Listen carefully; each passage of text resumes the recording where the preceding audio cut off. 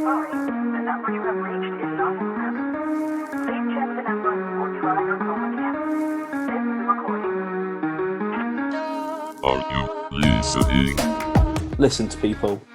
Learn what you can. What is racist and what is just ignorance? If you've got a friend or an ally or somebody in your corner there to support you, amazing. I just can't wait for the day where we're no longer pleasantly surprised that someone is LGBT+. Ask questions on a personal level, do better. Asking pronouns. It was like the moment that I realised I was different. Winning that award topped this year off for me. Because without you, this world wouldn't be the same. Are you listening?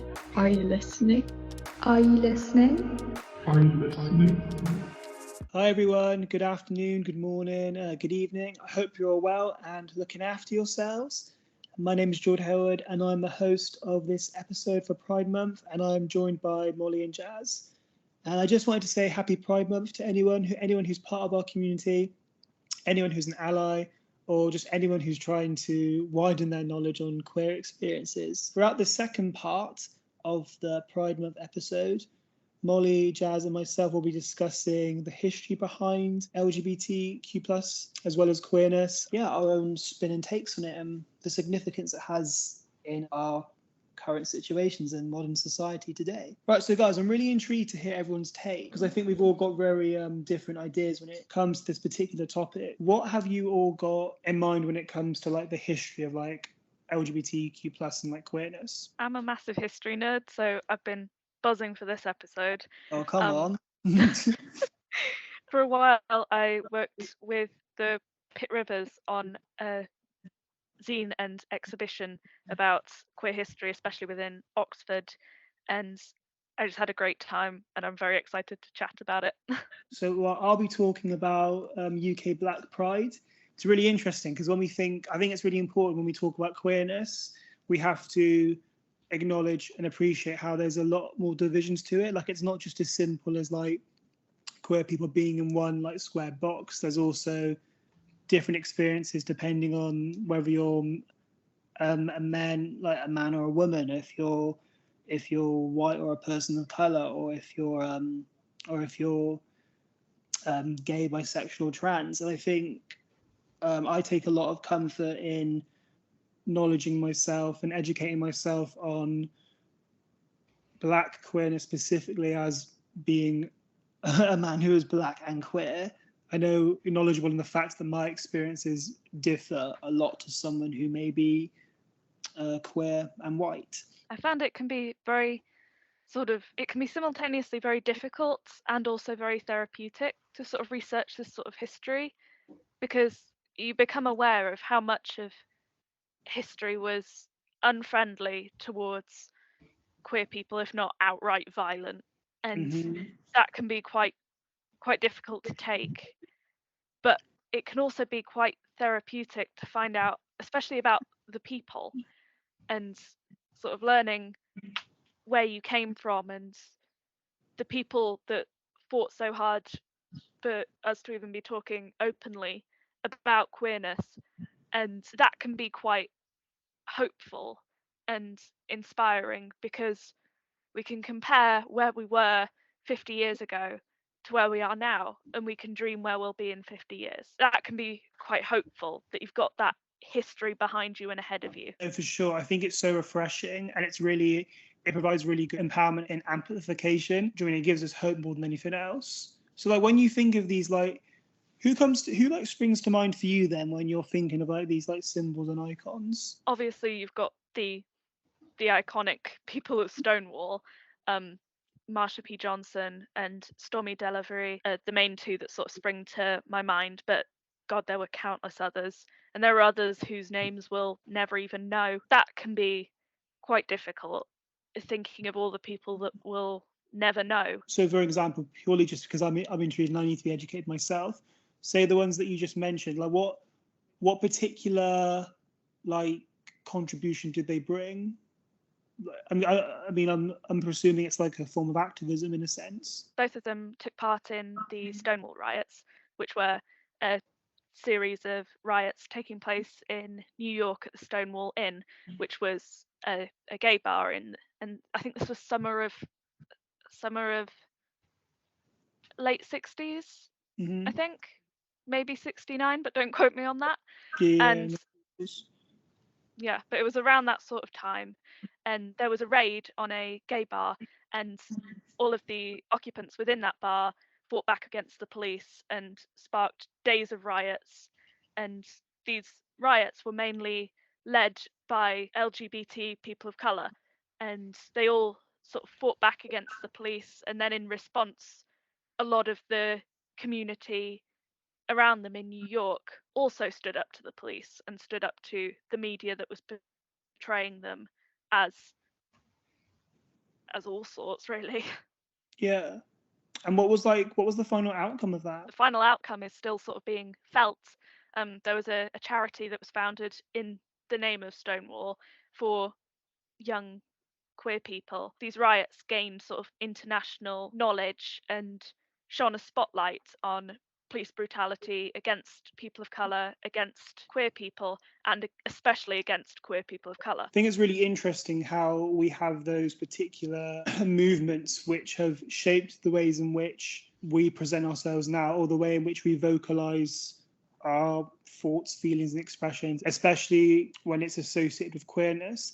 Actually, what you said actually links really well to what I figured out. So I was looking into UK Black Pride, which was founded by a very cool activist called Lady Phil. Lady Phil is a very popular political activist, as well as the head of UK Black Pride. And there's a fund, I cannot remember what it's called, it begins with a K. If anyone listening knows it and they have a way of contacting me, please let me know. It begins with a K. And they were inspired by Stonewall, and a group of Black queer women got on this bus to Southern End, if I'm pronouncing it right, in a need of urgency in order to create platforms, create support facilities and systems which could provide safe places for not only queer people, but particularly queer people of colour.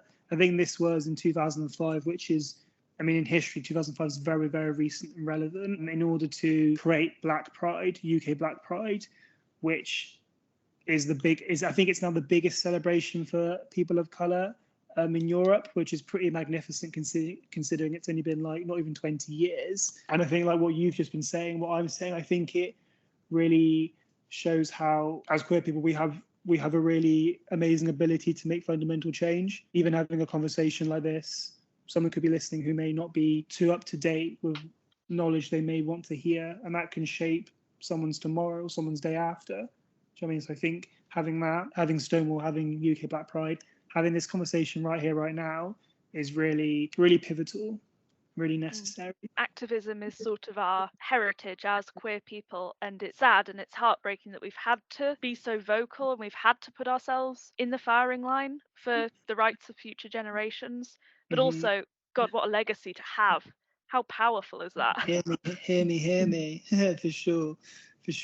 It's super powerful. Yeah, no, I think it's so empowering. It's so refreshing, because even though we've had these movements going on for a fair period of time, even in like the last I don't know, even 10 years, so much change has happened. I'm pretty sure same-sex marriage, I can't remember the date exactly, but that's only been within the last decade, I'm pretty sure, if not slightly over. Who knows? I can only imagine what great achievements we'll be able to visually see within the next decade or so. Get ready, it's almost Youth Awards time. The nominations for Youth Awards will be open so soon, so keep your eyes peeled. Whether your best friend helped you through a difficult time, your younger sibling started a new business, or your local sport team overcame adversity, make sure you get ready to nominate them right now. What's everyone's take on the queer scene with regards to music? What's everyone's take and preferences and favoritism towards that? Have we got any particular artists that are popping currently? It's sort of really good to see representation in music, so really interesting to see artists expressing their own identity through their music and their songs, and I feel like it's just great for their audience to see that too.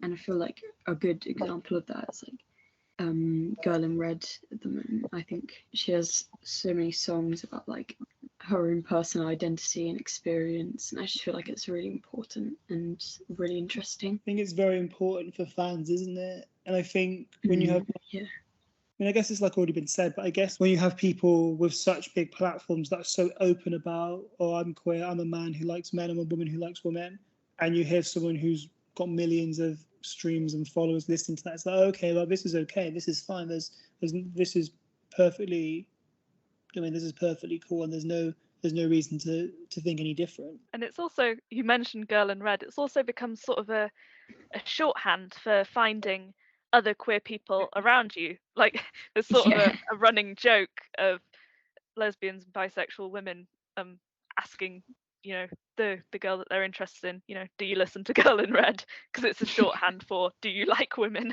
And that's really cool. That's something that's sort of been used throughout history as a sort of shorthand way to find friends, to find people that you know are safe, these sort of symbols that sound so normal to the outside world but mean a lot. Have you got any particular people, Molly, who you like are quite a fan of, who's queer, like in the scene? I don't know where to start. Obviously on the music scene we've got Lil Nas X. I'm seeing him in November. I love him. Oh my god, I'm so excited. Oh, that's so cool. I know it's going to be a magical experience. I cannot wait. Yeah, he's awesome. He literally like punches stereotypes in the face. He's great. Yeah, that's so cool. We've got so many cool people around. I think Years and Years are really popping as well. I love Years and Years. Oh yeah. And Lady Gaga, but obviously everyone loves Lady Gaga. Oh yeah. Guys, what's your thoughts on So I'm quite a regular attendee of Pride Fest, which is obviously very popular, very in demand, and a lot of the time the headliners aren't queer. What are your thoughts on that? Yeah, it kind of sucks. You'd like to see these prominent opportunities being given to queer artists, but it's also it's cool to see, you know, allyship, especially from like prominent pop culture figures who sort of have a whole audience to influence, and if they can influence them in a positive way, that's really cool. But equally, it would be nice if these opportunities could be used to amplify queer voices. But it's good that there's educating their straight audiences. Hypothetically, say that you've got all the power and the control over how Pride is running, how it's operated. Are you making the headliners queer artists then? Is that the case? Majority queer artists. Yeah.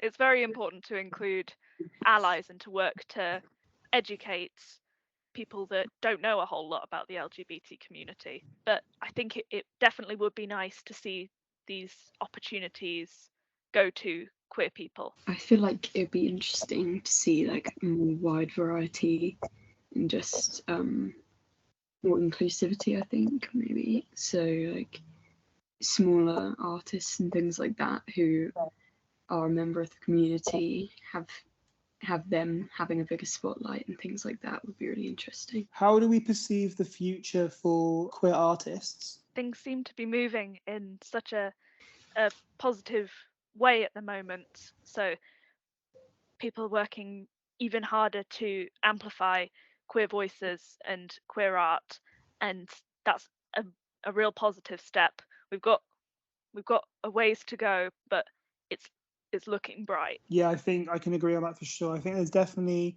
visible progress.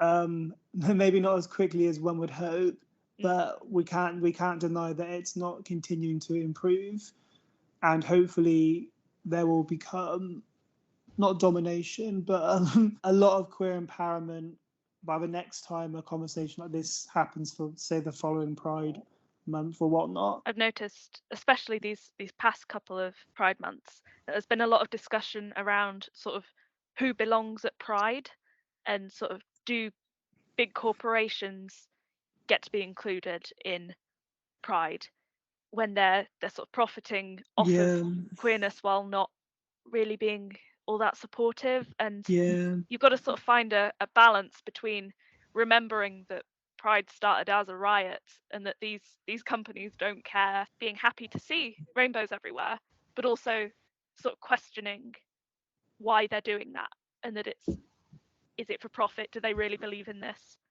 And yeah, I was wondering what you guys thought about that. I feel like these like corporate companies are very good at using it as a marketing strategy, which helps them create an excessive amount of profit.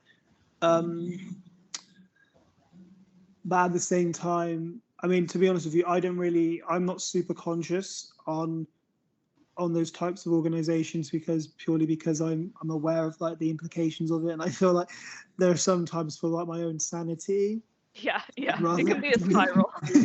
I'd rather just like avoid it if it doesn't like directly cause me harm or anyone around me. But I feel like there are ways and means. I mean, I do know there are quite a few corporates that have like queer CEOs, and I feel like I can't think of any off the top of my head, but I know I'd feel more comfortable as someone who had, I don't know, some kind of like control between these organizations if they were in charge of it and also like using it for pride, because it feels a bit more legitimate and genuine. Whereas when someone who doesn't have those experiences, it may not seem as like legit, but at the same time there is also like a very high increase in allyship. I think relating to that, when you're saying sort of like the corporations themselves might not actually be supportive of it, I saw something the other day on Twitter, which was a post from the US military, and it was like, saying Happy Pride, and I was just thinking, like, yeah, that was an interesting choice from them. Yeah, it was like, what was like, that, sorry? There was a Twitter post from the account about the US military, like their account saying Happy Pride with some rainbow bullets, which was not really a good choice there. Yeah, and with the current circumstances as well. Oh no. Yeah, that's a real and the thing is strategy there. And the thing is, right, with particular things like that, there's a whole team behind it. Do you know what I mean? Like, it's not just one person approving it. There's like a bunch of PR people. There's like an editor. There's a chief. There are so many people that approve those advertisements, and it's almost like, how can so many people like give it the all go? Not see the issue with it. Did you not run this post by a single queer person?